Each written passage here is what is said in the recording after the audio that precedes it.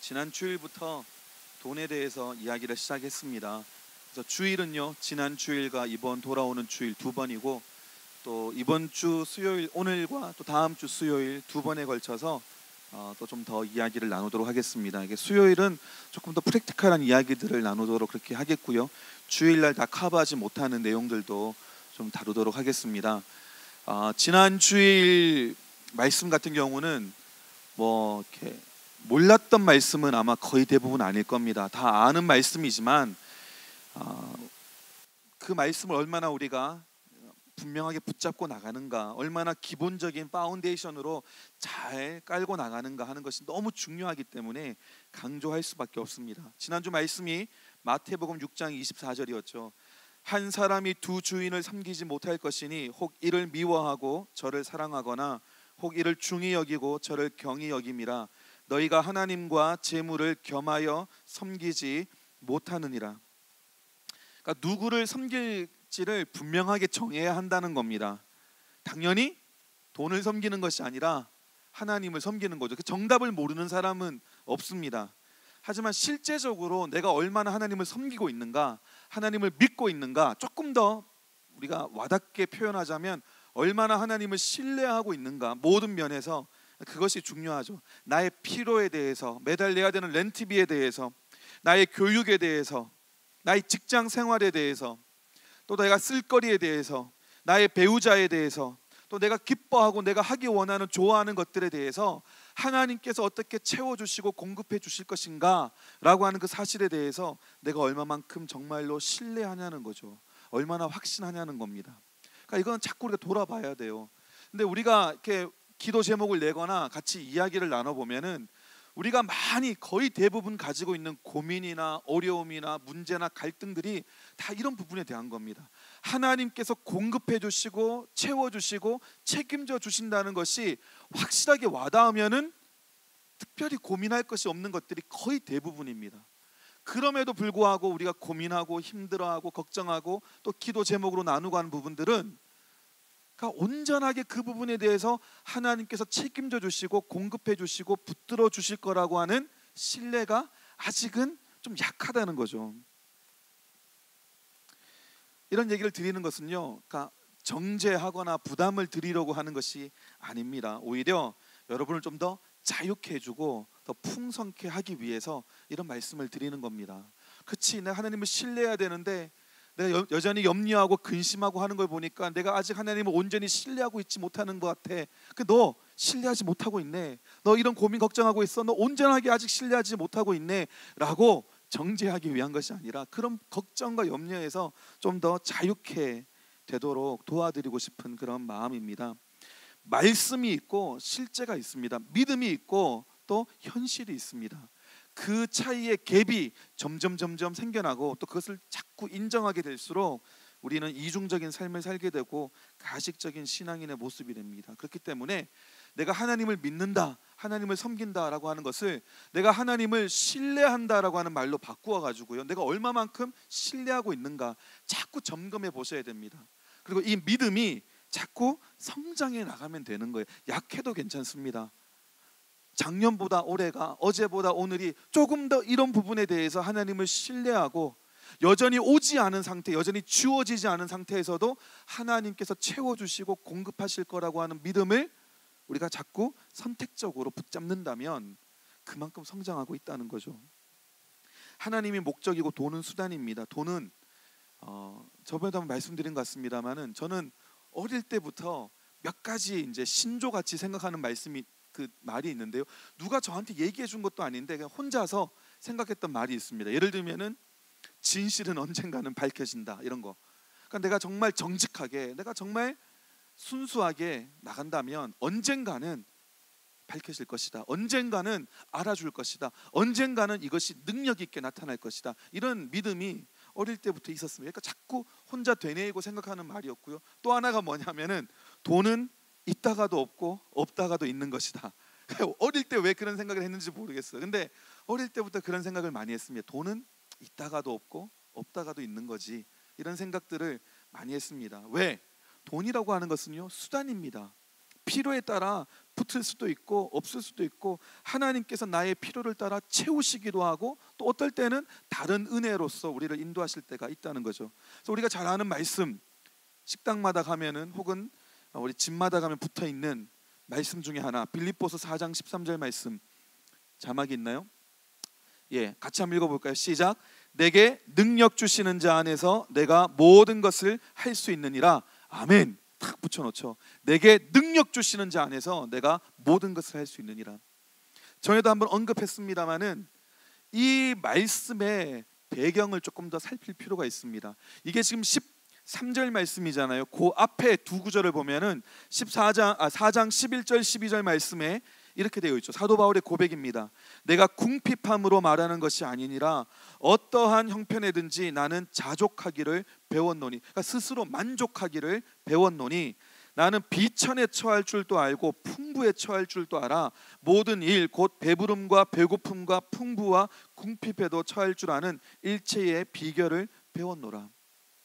그러니까 내가 가난하든 부유하든, 그러니까 우리 기독교 안에도 보면요, 부자가 되는 것이 옳은 것이냐, 또 가난하게 사는 것, 청빈하게 사는 것이 옳은 것이냐, 이걸 가지고 막 싸우기도 합니다. 제가 볼 때 이것은 싸울 문제가 아니에요. 그것은 그 자체가 중요하지 않습니다. 돈이 많다고 좋은 것이나 돈이 많다고 나쁜 것도 아니고요, 돈이 없다고 좋은 것이나 또 돈이 없다고 자랑스러운 것도 아닙니다. 이것은 수단에 불과합니다. 사도 바울은 내가 궁핍하기도 하고 풍부하기도 하고 배가 부르기도 하고 배가 고프기도 하고 여러 상황에 처했었노라. 하지만 내가 깨달은 비결은 뭐냐면 어떤 상황에서든지 스스로 만족하는 법을 배웠노라. 그렇게 이야기를 합니다. 그러면서 그 다음에 이어지는 구절이 뭐라고요? 내게 능력 주시는 자 안에서 내가 모든 것을 할 수 있느니라. 그러니까 내가 모든 것을 할 수 있다는 건 뭡니까? 어떠한 상황에 처하든지 상관이 없다는 겁니다. 부족하면 부족한 대로, 또 넘쳐나면 넘치는 대로 하나님께서 채우시고 동행하시고 인도하신다는 것을 경험했기 때문에 어떤 상황에 처하든지 나는 괜찮다. 다만 나에게 능력 주시는 자, 어려우면 어려운 대로 견딜 수 있는 능력을 주시는 하나님, 또 풍부하면 풍부한 대로 그것을 지혜롭게 잘 사용할 수 있게 하시는 능력을 주시는 그 하나님 안에서 내가 모든 것을 다 할 수 있다. 그렇게 고백을 하는 거죠. 그래서 이런 관점들이 우리에게 필요합니다. 돈을 수단으로 보게 될 때 우리가 가지게 되는, 또 가져야 되는 굉장히 중요한 한 가지 관점이 있는데, 그게 뭐냐면은 사람입니다. 사람. 제가 참 좋아하는 그 미니스트리가 있는데요. 그 미니스트리, 그 교회가 처음 세워질 때 왜 표 같은 거 있잖아요. 표 같은 거를 이렇게 만드는데, 이 목사님은 그 교회를, 그 사역을 시작하면서 정한 슬로건 중에 하나가 뭐냐면은 그겁니다. 나는 사람을 세우기 위해 사역을 사용하지, 사역을 세우기 위해 사람을 사용하지 않겠다. 이게 그 사람의, 그 목사님의 슬로건이었습니다. 내가 교회를 세우기 위해서 사람을 이용하지 않겠다는 겁니다. 오히려 사람을 세우기 위해서 교회도 사용하고 사역도 사용하겠다는 거죠. 지극히 맞는 말인데요, 너무나 못하고 있는 부분들입니다. 저도 마찬가지고요, 많은 목회자들이 빠지게 되는 함정 중에 하나입니다. 왜? 사역이 나쁘다고 얘기할 게 뭐가 있겠습니까? 교회가 성장하고 교회가 세워지는 것을 반대하는 사람이 누가 있습니까? 교회를 더 성장시키고 사역을 좀 더 크게 확장시키기 위해서 그런 선한 목적으로 나가다 보니까, 목적은 선했지만 지나가다 보니까 자꾸 사람이 그 수단으로, 소모품으로 전락이 되더라는 거죠. 목회자가 사람을 볼 때도 그렇게 본다는 겁니다. 그러니까 이것은요, 너무 잘못된 거라는 거죠.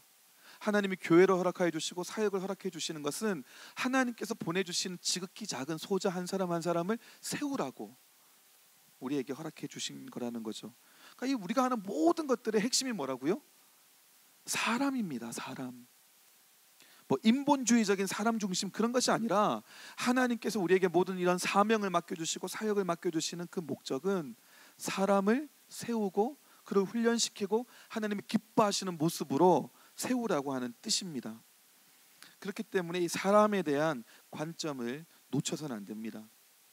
오늘 한 가지 본문을 좀 살펴보기 원하는데요, 누가복음 16장 1절에서 12절까지 말씀입니다. 성경 있으신 분들은 한번 펼쳐놓고 함께 보셔도 좋겠습니다. 누가복음 16장 1절에서 12절 말씀입니다.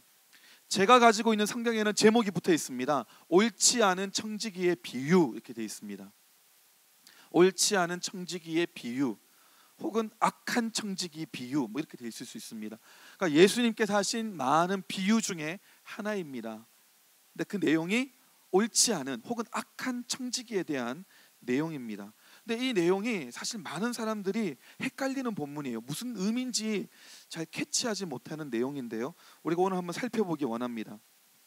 배경을 보면요, 어떤 부자가 있었습니다. 굉장히 돈이 많은 부자가 있는데 그 부자에게 청지기가 있었어요. 그러니까 그 재물이나 모든 것들을 살림을 맡아보는 사람이죠.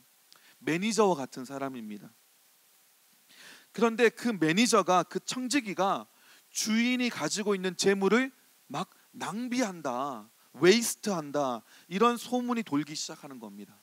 그 소문이, 그 이야기가 주인의 귀에도 들어갔어요. 누가복음 16장 1절 말씀 보시면요, 또한 제자들에게 이르시되 어떤 부자에게 청지기가 있는데 그가 주인의 소유를 낭비한다는 말이 그 주인에게 들린지라. 그 말이 이제 주인의 귀에 들리니까 주인이 그 청지기를 이제 불렀습니다.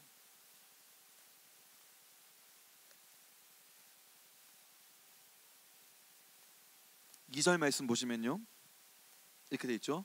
주인이 그를 불러 이르되 내가 네게 대하여 들은 이 말이 어찌 됨이냐. 네가 보던 일을 세마라 청지기 직무를 계속하지 못하리라 하니. 그러니까 주인이 그 얘기를 듣고는 내가 지금 너에 대해서 들은 이 소문과 이 이야기가 뭐냐, 보니까 이게 사실이 아니냐. 네가 나의 재물을 가지고 막 낭비하고 잘 관리하지 못했다는 것이 사실이 아니냐. 그렇기 때문에 자, 이제 정리하자. 더 이상 너 나와 함께 일할 수 없다. 다른 말로 얘기해서 너 파이어 당했다는 거죠. 내가 너를 자르겠다는 겁니다. 그러니까 청지기가요, 굉장히 아주 이제 낭패가 되었습니다. 그러면서 3절에 보니까 이렇게 돼 있죠. 청지기가 속으로 이르되 주인이 내 직분을 빼앗으니 내가 무엇을 할까. 땅을 파자니 힘이 없고 빌어먹자니 부끄럽구나. 그러니까 청지기가 이제 그 얘기를 듣고, 아, 주인이 이제 나를 자르겠다고 하는구나. 이제 큰일 났다. 이제 망했다. 이제 어떡하지? 내가 지금 나가가지고 내가 맨날 하는 것이 돈 같은 거 관리하고 이렇게 그런 파이낸셜 같은 거 보고 있는데 지금 나가가지고 내가 체력도 안 돼가지고 땅도 팔 수 없고 그렇다고 다른 사람에게 빌려 먹자니 정말 부끄럽기 짝이 없고, 내가 또 한때 잘 나가던 사람이었는데 내가 어떻게 이렇게 살 수 있다는 말인가 고민하기 시작했습니다. 그러다가 한 가지 이제 꾀를 내기 시작합니다. 그러면서 4절 말씀 보면은 이렇게 돼 있죠. 아, 내가 할 일을 알았도다. 이렇게 하면 직분을 빼앗긴 후에 사람들이 나를 자기 집으로 영접하리라 하고, 그러니까 뭔가 한 가지 생각이 난 겁니다. 꾀가 난 거예요. 내가 이렇게 해야겠다. 그러면서 구체적으로 어떻게 했냐면은 그 다음에 5절에서 7절까지 말씀이 나와 있습니다. 한번 같이 보실까요? 5절 말씀 보시면은 주인에게 빚진 자를 일일이 불러다가 먼저 온 자에게 이르되 네가 내 주인에게 얼마를 빚졌느냐 말하되 기름 100마리이니이다 이르되 여기 네 증서를 가지고 빨리 앉아 50이라고 쓰라 하고, 또 다른 이에게 이르되 밀 100석이니이다 이르되 여기 내 증서를 가지고 80이라 쓰라 하였는지라. 그러니까 뭐라고 했냐면은 자기 주인에게 빚진 사람들을 부른 겁니다. 불러가지고 너 우리 주인에게 얼마 빚졌냐 했더니 처음 온 사람이 기름 100마를 빚졌나이다. 아 그래? 그럼 자, 여기 너 증서가 여기 있으니까 이거 빨리 고쳤어. 100말 지워버리고 절반 50말 이렇게 써라. 다른 사람이 와서 너 얼마 빚졌냐 했더니 밀 100석을 빚졌습니다. 그때 너도 빨리 고쳐 써라. 밀 100석을 지워버리고 80석 이렇게 써라 얘기하는 겁니다. 그러니까 자기가 임의로 자기 주인한테 빚진 사람들의 그 금액을 막 깎아주는 거죠. 막 심하게는 절반으로 막 깎아주고요. 막 그렇게 하고 있습니다. 주인의 재물을 가지고 자기 것처럼 막 마구 쓰고 낭비한다고, 그게 이제 그 소리가 들어가서 이제 잘리게 되었는데, 이제는 주인에게 빚진 사람들을 불러다가 자기 마음대로 그 금액을 훨씬 더 적게 고쳐 쓰라고 합니다. 그러니까 이제는요 막 사기까지 치고 있고 정말 배임죄에 해당되는 그런 죄를 짓고 있는 겁니다. 근데 이 사실을 듣게 되고 알게 되고 보게 된 주인의 반응이 좀 이상합니다. 그리고 이 비유를 드시는 예수님, 이 비유를 이야기하시는 예수님의 태도나 뉘앙스도 좀 이상합니다. 8절 보면 이렇게 되어 있습니다. 8절 우리 같이 한번 읽어볼까요? 시작. 주인이 이 옳지 않은 청지기가 이를 지혜 있게 하였으므로 칭찬하였으니 이 세대의 아들들이 자기 시대에 있어서는 빛의 아들들보다 더 지혜로움이니라.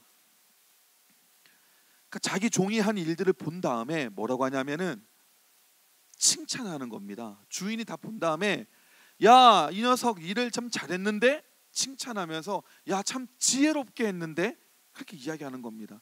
주인만, 그 비유에 나오는 주인만 그렇게 이야기하는 것이 아니라 그 비유를 들고 있는 예수님도 뭐라고 하냐면은 봐라, 주인이 지혜 있다고 칭찬했다. 그러면서 덧붙이는 말씀이 이 세대의 아들들이, 이 세상에 이렇게 믿지 않는 사람들이 자기 시대에 있어서는 빛의 아들들보다, 즉 믿는 자들보다, 하나님의 자녀들보다 더 지혜롭다, 이렇게 이야기를 하는 겁니다.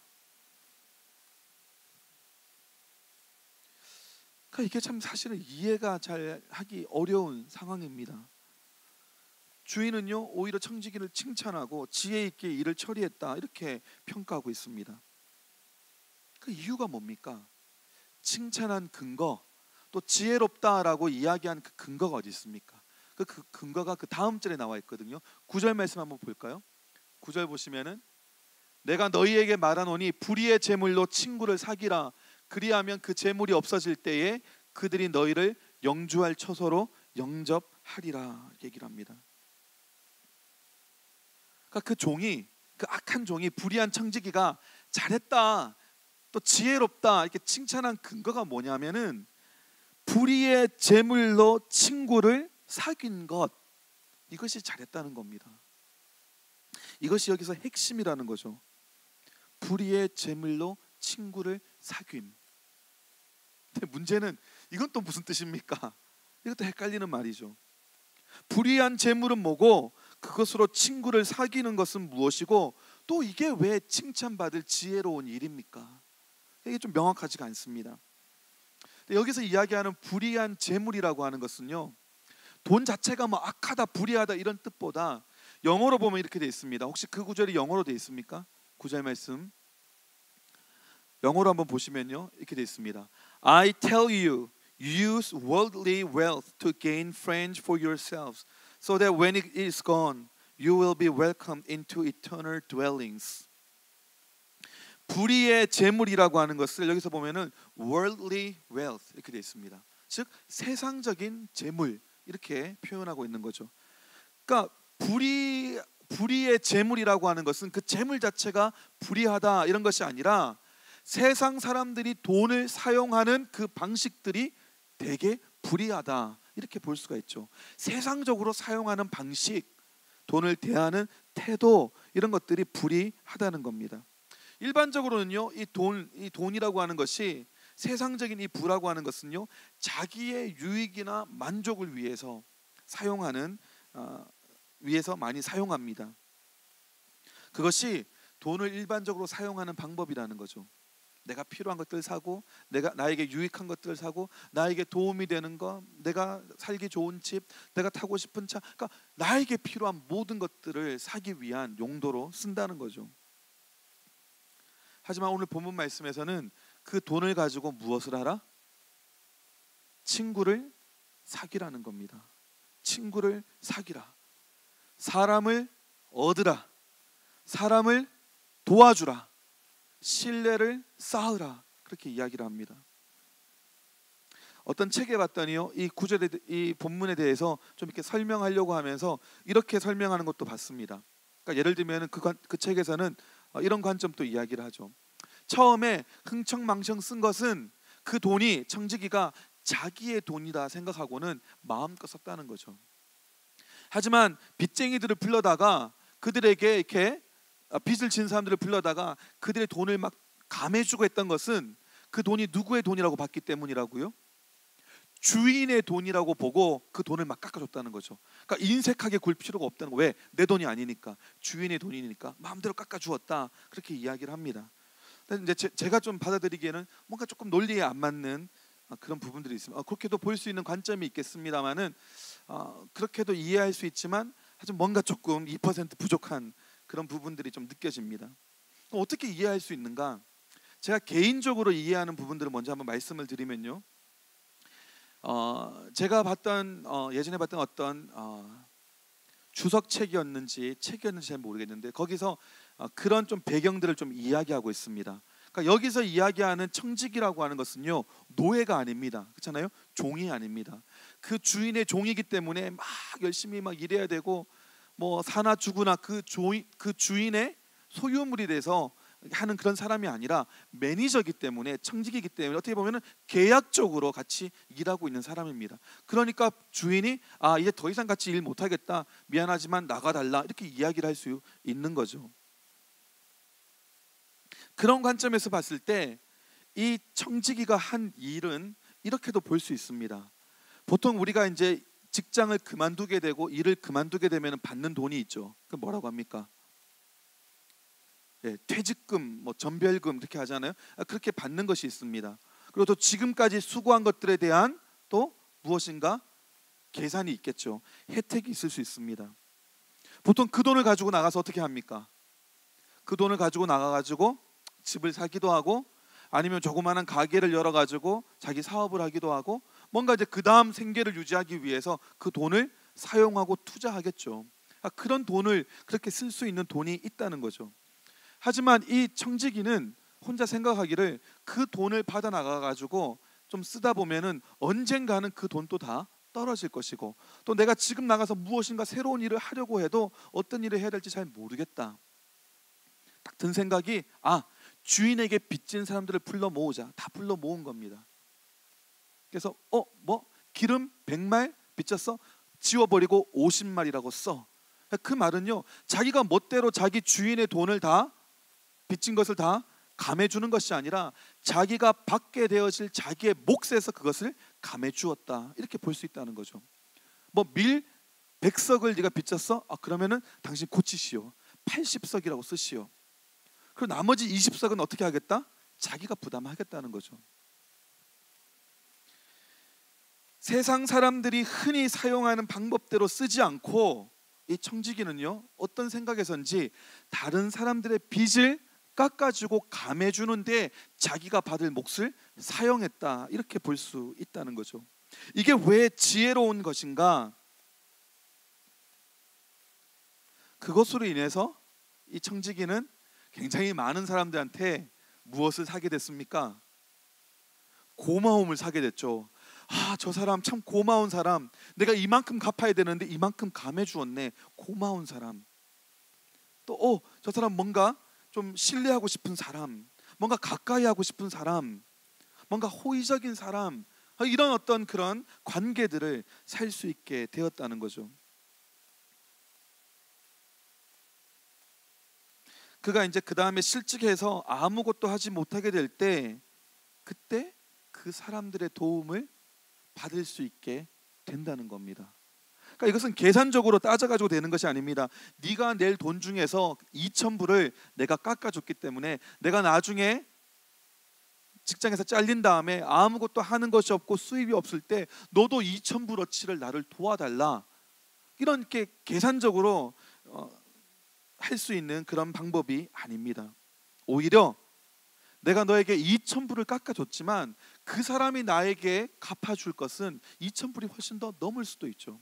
그런 고마운 마음, 신의의 마음을 가지고 그 사람이 도와주는데 한 번에 끝나는 것도 아니고요, 두고두고 그 사람에 대해서 호의를 베풀 수도 있습니다.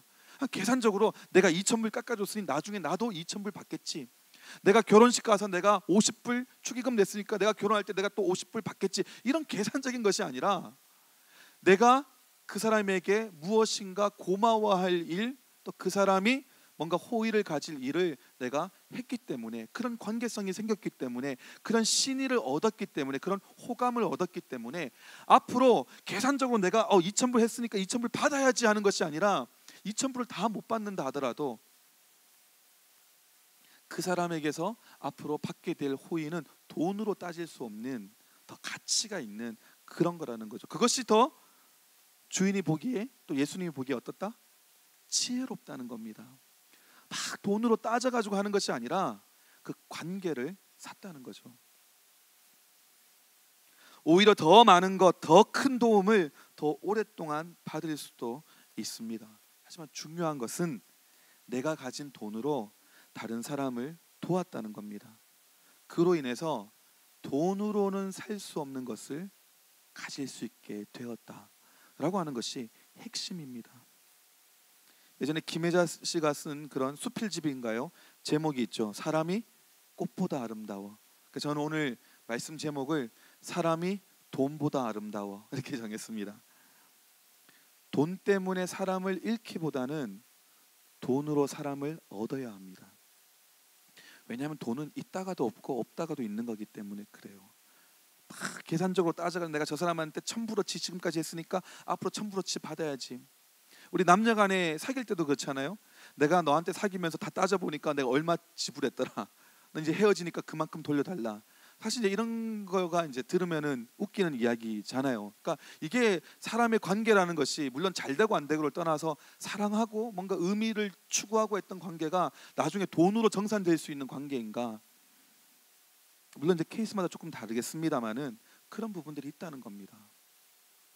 돈 때문에 사람을 잃는 것이 아니라 돈으로 오히려 사람을 얻는 데 사용한다면 세상 사람들이 일반적으로 불이한 방법으로 사용하는 재물이라 할지라도 그것으로 더 값진 것을 얻을 수 있다는 의미입니다. 이 본문에 대해서 또 하나의 다른 관점을 한번 또 생각해 본다면요, 이렇게도 볼 수 있습니다. 또 하나의 관점은 주인의 마음을 그 청지기가 읽었다는 거죠. 읽었다는 걸로 볼 수 있습니다. 여기서 나오는 부자는요, 예수님의 비유에 등장하기 때문에 아마도 하나님의 비유되는 사람입니다. 그 앞에 뭐 달란트 비유라든지 모든 것도 마찬가지처럼 하나님의 비유되는 사람입니다. 근데 이 부자는요, 하나님으로 비유되는 이 부자는 악착같이 다른 사람들의 막 기름까지 긁어 모아가지고 뽑아 먹어가지고 내가 부자가 되겠다라고 하는 사람이 아니라 무엇인가 넉넉한 사람, 무엇인가 제한이 없고 다함이 없는 사람, 뭔가 좀 풍족한 사람, 재물적으로가 아니라 뿐 아니라 무엇인가 마음적으로나 생각적으로도 그런 사람, 그렇게 우리가 좀 볼 수가 있습니다. 이 부자의 마음은요, 빚진 사람에게서 빚진 것 동전 하나까지 다 탐욕스럽게 고의자를 쳐가면서 다 받아내고자 하는 것이 아니었을 수도 있다는 거죠. 애당초 그 필요한 사람들에게 필요한 대로 곡식이나 기름이나 이런 것들을 빌려줬다는 것은 그 사람들을 돕고자 하는 오히려 선한 마음이 그 부자에게, 그 주인에게 있을 수 있었다는 겁니다. 돕고자 하는 마음에 빌려줬지만 그렇다고 갚지 않아도 됩니다 이렇게 얘기할 것은 아니죠. 왜냐하면 그것은 지혜롭지 못한 일들입니다. 그렇다고 주인이 직접 나서서 내가 당신 빚을 좀 깎아주겠습니다 이렇게 하기도 사실은 좀 어려운 상황입니다. 형평성이라고 하는 것이 있고요, 또 사람들이 또 그런 것을 잘못 악용할 수 있는 그런 여러 가지 여지들도 있습니다. 하지만 그 청지기가 악한 청지기지만 부자가 그 주인이 어떤 성품의 사람이고 어떤 생각을 가지고 있는 사람인지를 잘 알았기 때문에 그 마음을 헤아려서 오히려 그 부자가 했을 법한 일을 대신했다고도 볼 수가 있습니다.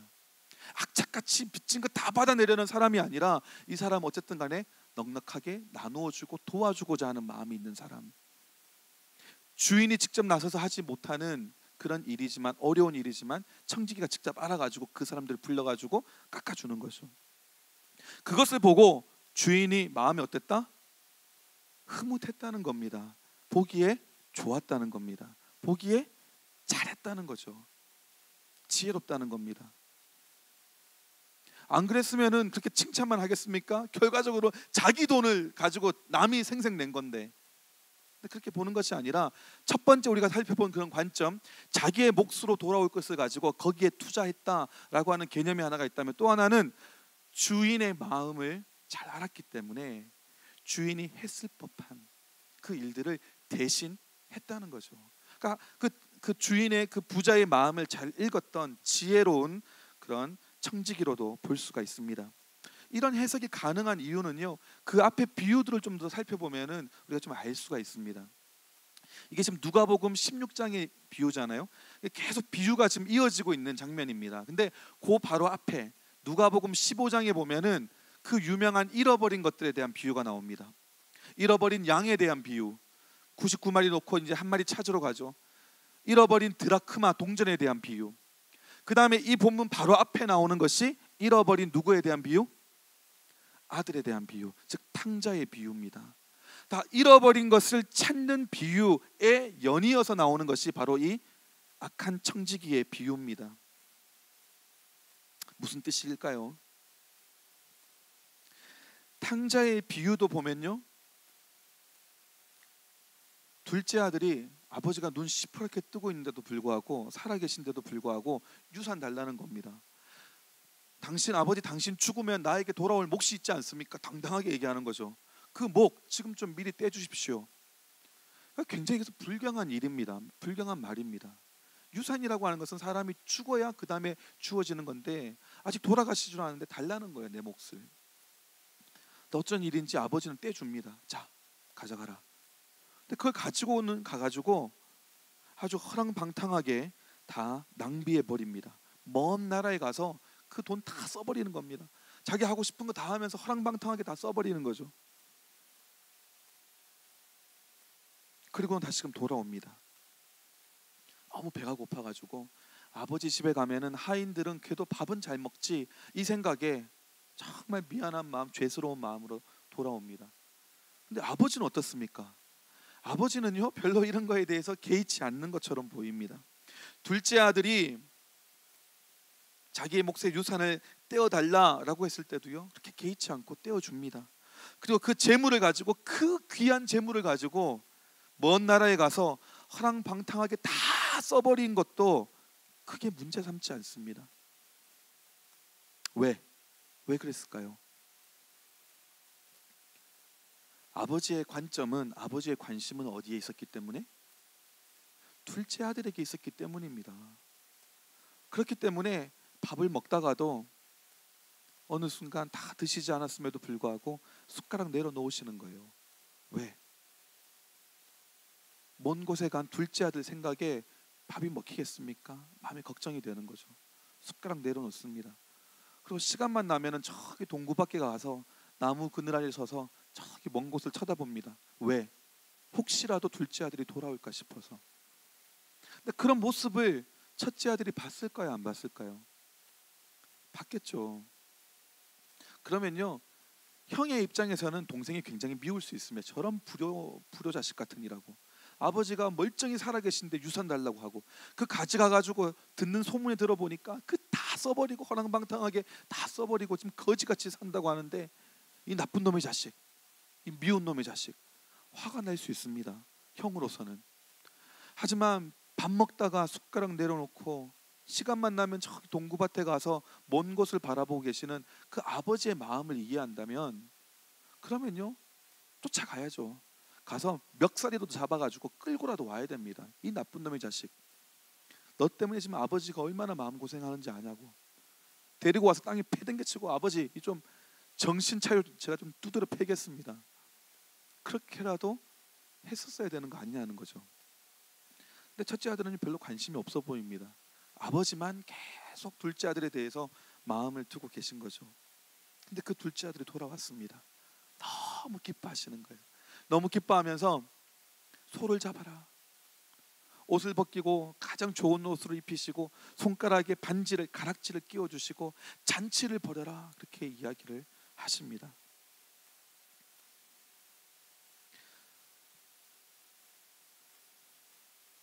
누가복음 15장 29절 30절 말씀 보면 아버지에게 돌아왔던 그 둘째 아들의 이야기가 나와 있죠. 아버지께 대답하여 이르되 내가 여러 해 아버지를 섬겨 이거 첫째 아들이군요. 죄송합니다. 그랬더니 죄송합니다. 그랬더니 지금 누가 뿔이 나 있습니까? 큰 아들이 화가 난 거예요. 소위 이제 삐져버린 겁니다. 하인을 보내가지고 왜 잔치에 안 오냐 이거 보냈더니 하인 또 돌려보내는 거죠. 하인이 와서 얘기합니다. 굉장히 화가 나 있습니다. 그래서 아버지가 직접 갑니다. 아버지가 직접 그 첫째 아들한테 가서 너 왜 여기 있냐, 같이 와서 즐기자, 이렇게 얘기를 합니다. 그랬더니 첫째 아들이 하는 얘기가 29절에서 30절 말씀입니다. 이게 보시면요, 아버지께 대답하여 이르되 내가 여러 해 아버지를 섬겨 명을 어김이 없거늘 내게는 염소 새끼라도 주어 나와 내 벗으로 즐기게 하신 일이 없더니 아버지의 살림을 창녀들과 함께 삼켜버린 아들이 돌아오매 이를 위하여 살찐 송아지를 잡으셨나이다.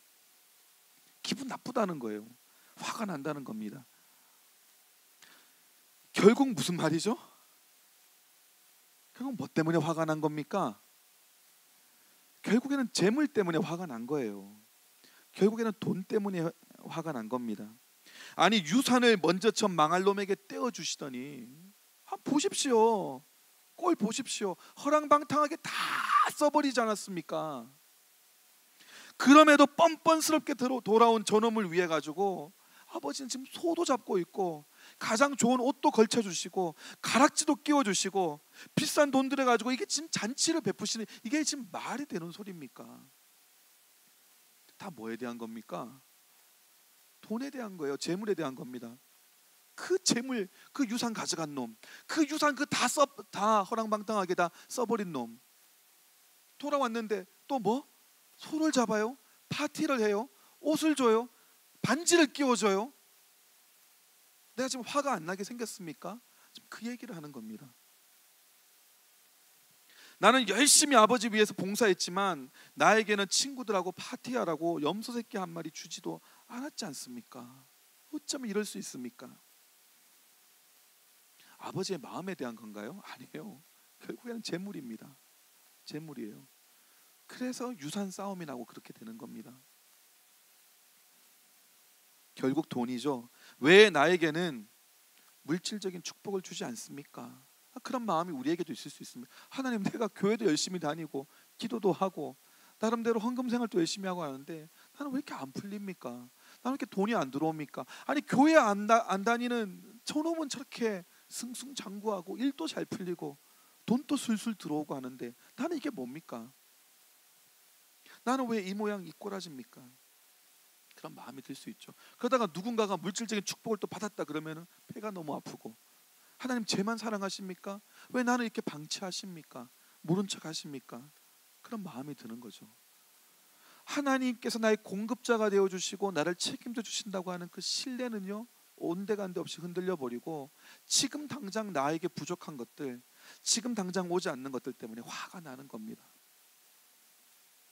그때는 아버지가 이야기하죠. 31, 32절에 아버지가 이르되 예 너는 항상 나와 함께 있으니 내 것이 다 네 것이로되 이 네 동생은 죽었다가 살아났으며 내가 잃었다가 얻었기로 우리가 즐거워하고 기뻐하는 것이 마땅하다. 그렇게 이야기를 하는 거죠. 결국 뭐라고요? 돈이 중요한 것이 아니라 사람이 중요하다는 겁니다. 잃은 아들을 다시 찾지 않았느냐, 그게 중요하다. 유산 달라고 했던 것, 그거 다 허랑방탕하게 써버린 것, 돌아온 것, 또 그를 위해서 잔치를 베푸는 것, 이런 돈들은 중요하지 않다는 겁니다. 뭐가 더 중요하다고요? 사람이 중요하다는 거예요. 사람이 중요하다는 겁니다. 이것이 가장 의미 있고 중요한 것 아니겠습니까? 돈은 다 수단이라는 거죠. 나에게 있는 것이 다 너의 것인데 결국 네가 그것을 누리지 못한 것 아니냐.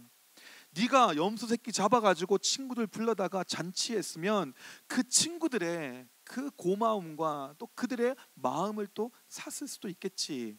하지만 너는 이 모든 것을 다 가지고 있음에도 돈 벌기에 급급해서 가지고 있는 것 지키기에 급급해가지고 네가 친구들 불러다가 파티 한번 하지 않지 않았느냐. 왜 그 비난을 아버지에게 돌려야 됩니까? 나의 모든 것이 다 너의 것이 아니냐. 하지만 너는 그 재물을 바라보는 관점과 그 재물을 대하는 태도와 그 재물을 사용하는 이 모든 것들이 사람에 대한 관심과 관점으로 한 것이 아니라 그냥 그 재물 자체만 바라보았다는 겁니다. 그러니까 동생도 밉고요, 괘씸하고 돌아온 동생이 반갑지도 않고 오히려 그를 선대하는 아버지가 더 미운 겁니다. 화가 나는 겁니다. 결국에는 사람이 중요합니다. 한 가지 얘기만 드리고는 말씀을 맺겠습니다. 제가 이제 수련회 때도 이렇게 종종 말씀드리는 그런 예화인데요. 아마 들으신 분들도 있겠습니다만은 참아주시고 또 한번 들어주시면 좋겠습니다. 제가 예전에 한번 얘기했던 그 선교사님 아들에 대한 이야기입니다. 중앙아시아에 있는 어떤 나라에서 그 아버지 선교사님을 따라 어린 시절을 보냈다고 합니다. 그리고 다시 미국으로 돌아왔죠. 돌아왔는데 어린 시절 자기가 보았던 그 사람들이 머리에서 떠나지 않는 겁니다. 어떤 한 마을이 있는데요. 마을 전체 사람들이 다 노예입니다. 요즘에도 노예가 있습니까? 있죠.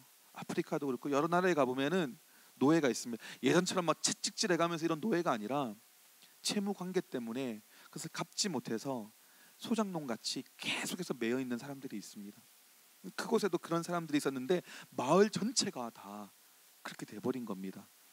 근데 그 각 사람들이 지고 있는 빚을 계산해 보면은 여전히 큰 돈이긴 하지만 그렇다고 해가지고 뭐 엄청나게 갚을 수 없을 만큼 어마어마한 그런 돈은 아니라는 거죠. 하지만 그 사람들은 죽었다 깨어나도 그 돈을 갚을 길이 없고 능력이 없는 사람들입니다. 그러니까 계속해서 그런 상태로 살아가는 거죠. 그게 계속 마음에 걸려있던 이 사람이 한 가지 생각이 들었습니다. 그 사람들이 하는 일들이요, 커피를 재배하는 일이었는데 그곳에서 커피를 다 수입해다가 미국에 가져와서 그것을 로스트해가지고 판 겁니다. 그 커피를 수입해서 로스트해서 파니까 무엇이 생기죠? 수익이 생기는 겁니다. 그래서 그 수익을 가지고 그 나라에 가서 그 모든 마을 사람들이 빚지고 있는 그 사람에게 그 사람들의 몸값을 다 대신 지불해 버린 겁니다. 그리고는 그 사람들한테 와서 얘기를 하는 거죠. 내가 당신들의 진 모든 빚을 다 대신 갚았습니다. 당신들 이제 자유입니다. 그때는 그 사람들이 이야기를 하는 겁니다. 아니 당신이 누군데 왜 우리를 위해서 이런 일을 했습니까? 그랬더니 그 선교사님 아들이 그렇게 이야기를 했죠. 나도 한때는 당신들과 같은 노예였습니다. 매여있는 종이었습니다. 아니 당신이 백인이고 보니까 당신 그런 사람이 아닌데 어떻게 당신이 우리와 같은 노예였습니까? 종이었습니까? 아니요, 저는 죄라고 하는 것에 노예였습니다. 오랫동안 매여 있었습니다. 하지만 예수라고 하는 분이 오셔서 나의 모든 죄값을 피 흘려서 다 대신 지불해 주셨습니다. 나를 자유케 해 주셨습니다. 내가 받은 그 사랑이 너무 감격스러워서 당신들에게도 그 사랑을 좀 표현해 주고 싶었습니다. 그랬더니 그 마을 모든 사람들이 다 그 복음을 받아들이고 예수님을 영접하고 크리스찬이 되었다라고 하는 이런 실화가 있습니다. 생각해 보면요, 불의의 재물입니다. 그죠? 그러니까 무슨 뜻이죠? 세상 사람들이 세상의 그 법칙대로 사용할 수 있는 그런 재물입니다. 자기의 유익을 위해서 쓸 수 있는 돈. 하지만 그 돈을 가지고 이분은요, 그 빚진 자들에게 대신 몸값을 지불하고 그들을 자유케 해줬습니다. 그 결과 마을 전체가 다 하나님께로 돌아오는 역사가 일어났다는 거죠. 이게 뭐라고요? 이게 지혜로운 겁니다. 왜? 사람이 중요하기 때문에 그래요. 사람이 중요하기 때문에 그렇습니다. 찬양팀 나와주시고요. 누가복음 16장 11절 말씀에 이렇게 돼 있죠. 너희가 만일 불의한 재물에도 충성하지 아니하면 누가 참된 것으로 너희에게 맡기겠느냐. 저는요 사실 목사기 때문에 좀 더 그런 것도 있습니다. 저는 재물에 그렇게 크게 관심이 없습니다. 욕심도 별로 없고요. 오히려 저는 영적인 것에 더 욕심이 많습니다. 하나님 이런 기름 부으심을 주세요. 하나님 이런 은사를 주세요. 하나님 이런 능력을 주세요. 하나님 이런 은혜를 주세요. 하나님 이런 성품을 주세요. 그래야지 내가 하나님의 뜻대로 섬기고 사역하는데 그것이 쓰임받을 수 있기 때문에 그런 마음이 많이 있습니다. 저한테 충격적이었던 본문이었어요. 너희가 만일 불의한 재물에도 충성하지 아니하면 누가 참된 것으로 너희에게 맡기겠느냐.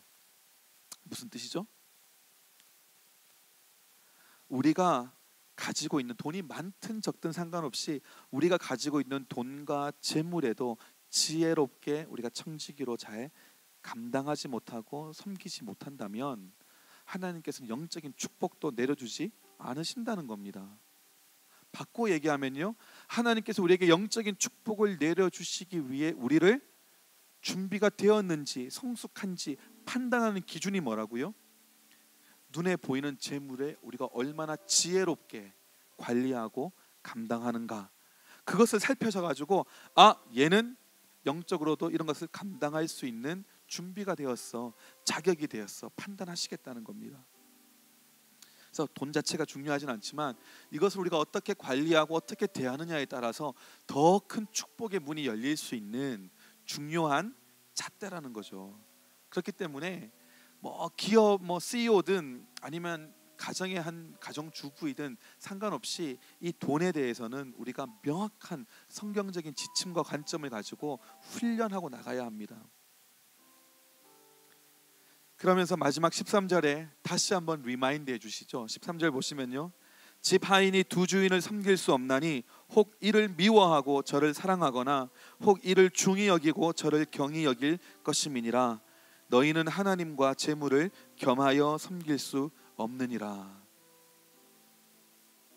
하나님을 사랑하십니까? 하나님을 신뢰하십니까? 하나님을 섬긴다는 게 그런 겁니다.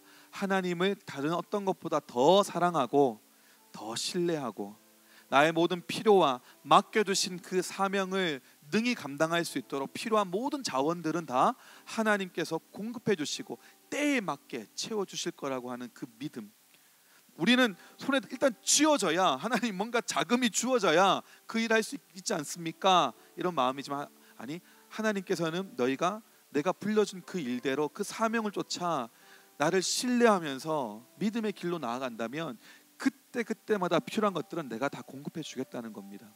미리 한 보따리 들고 가는 것이 아니라 몸과 마음은 가볍게 가되 필요에 따라 착착착착 내 생각과 내 계획과 내 지혜보다 훨씬 뛰어난 하나님의 지혜로 착착착착 다 해주시겠다는 겁니다.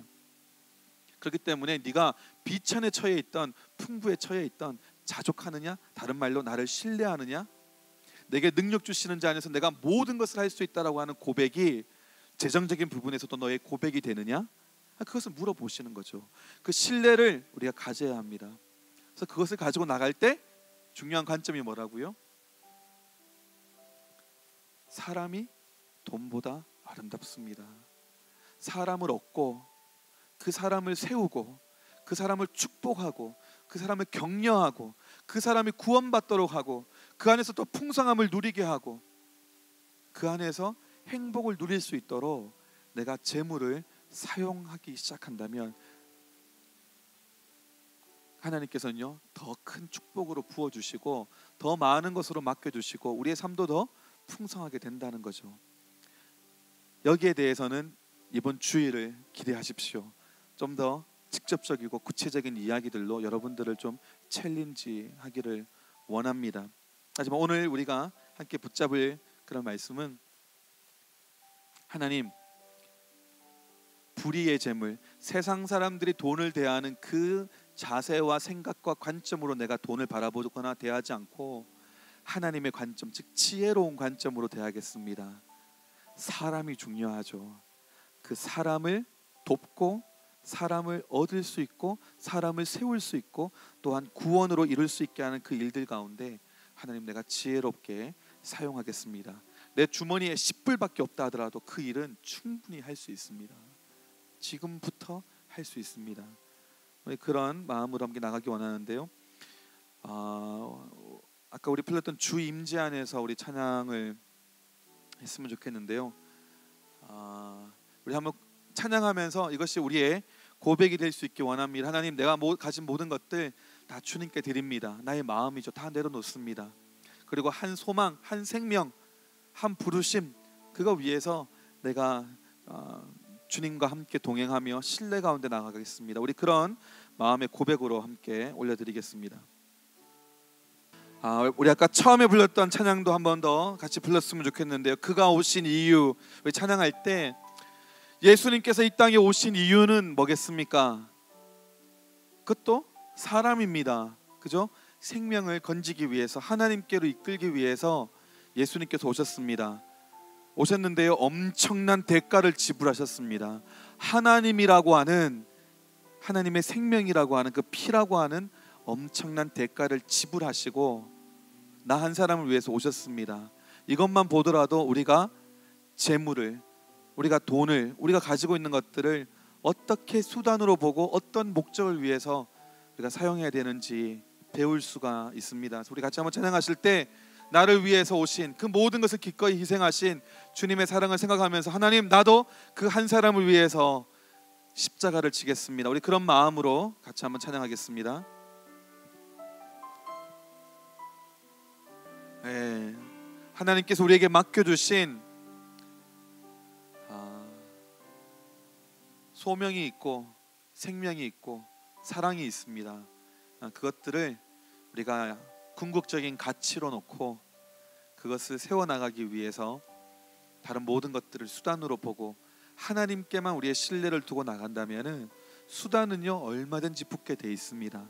하지만 수단이 목적이 되는 순간부터 염려와 근심, 욕심과 자만이 들어오기 시작하고요, 그것이 우리를 결국에는 파멸의 길로, 불행의 길로 인도하게 됩니다. 그래서 우리가 지금 이렇게 함께 주제별로 나눌 때 좀 견고하게 잘 좀 세우고 나갔으면 좋겠고요. 사실은 참 지금 중요한 때이기 때문에 제가 더 나누고 싶은 그런 메시지들이 참 많이 있습니다. 그럼에도 불구하고 이런 세 가지 주요한 주제를 가지고 2달 가까이에 걸쳐서 나누게 되는 것은요, 그것이 여러분의 피부에 와닿는 직접적인 주제이기도 하고 그런 한 가지 이유도 있지만, 또 하나는 정말 우리가 많이 욕을 먹는 것이 상식적이지도 못하기 때문에 그렇습니다. 많은 기독교인들이 상식적이지도 못하기 때문에 세상으로부터 욕을 듣고 손가락질을 받습니다. 상식적이 되자 이 정도가 아니라 그리스도 예수의 제자답게 여러 가지 부분에서 우리 지지난주에 말씀드린 것처럼 오히려 이런 땅 가운데 발을 딛고 살아가면서 그곳에서 하나님의 잣대와 말씀과 진리와 믿음으로 살아가는 것이, 그것이 경건한 삶입니다. 그런 것을 피하고 멀리하는 것이 경건한 삶이 아니라 발은 그곳에 디딛고 살아가지만 나의 생각과 마음과 중심은 하나님의 원리와 진리와 말씀대로 살아가는, 그래서 세상에 오히려 영향을 끼칠 수 있는 무엇인가를 줄 수 있는, 그것이 하나님께서 원하시는 거고요. 그런 그리스도인의 인격과 우리 삶의 기본적인 그런 철학과 자세들을 가다듬어야 됩니다. 거기에 하나님의 성령과 능력이 부어질 때 정말 하나님께서 크게 쓰시는 하나님의 리더들로 서게 될 줄 믿습니다. 그래서 우리가 배우는 것에 그치지 말고요, 이것을 실천할 수 있도록 나 다 아는 이야기인데 접어두지 마시고 내가 이대로 살고 있는지 자꾸 점검하면서 서로에게 도전도 주시고 격려도 해주시고 그렇게 해주시기를 바라고요. 우리 주일 설교는 영상으로 이렇게 올라갑니다. 우리 교회 홈페이지나 우리 청년부 홈페이지나 청년부 페이스북에 이렇게 올라갑니다만은 수요 예배는 지금까지 올라가지 않았습니다. 근데 우리가 영상은 없지만 음성으로 녹음을 오늘부터 하고 있으니까요, 이것도 같이 올리도록 하겠습니다. 그래서 말씀드린 것처럼 돈에 대해서도 4번의 그런 메시지가 함께 나누어질 수 있도록 할 테니까 자꾸 듣고 또 내가 점검하고 또 좀 바꿔야 될 부분들은 또 그렇게 나갈 수 있으면은 하나님께서 우리를 잘 준비시켜 주시고 또 하나님께서 많은 것을 부어 주시는 때에 흔들림 없이 타협함 없이 오히려 그것을 방해하지 아니하고 오히려 더 풍성하게 그 일 가운데 쓰임 받을 수 있는 하나님의 일꾼들로 세워줄 줄 믿습니다.